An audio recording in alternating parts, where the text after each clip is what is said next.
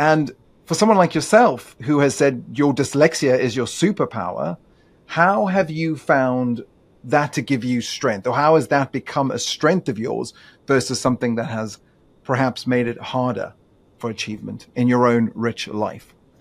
All right. So I love this question. First of all, yes, I think that there is a lot of in society, people wonder where you went to school, what your diploma says. I think in my industry, it doesn't matter because what you really learn, you learn on the road.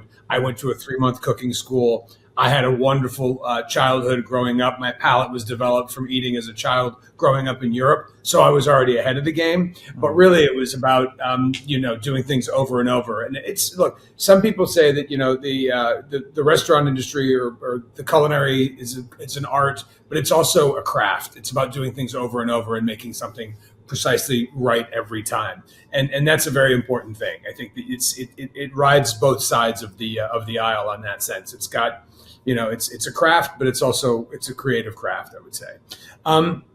My dyslexia is something that steered me to do what I'm doing. It steered me in a lot of different ways. Some negative, some positive. The negatives became positives. It was a wonderful sort of story in that sense. And only recently I started working with an organization, Made by Dyslexia, and it's some people out of London actually, and Richard Branson's on the board. And I've been working with them a lot. And I did a talk here in New York City in front of 1,500 people. We had all these different speakers, dyslexics, and they invited me to come and be on a panel with them. And I have to say, I was the last person on this panel after about an hour and a half.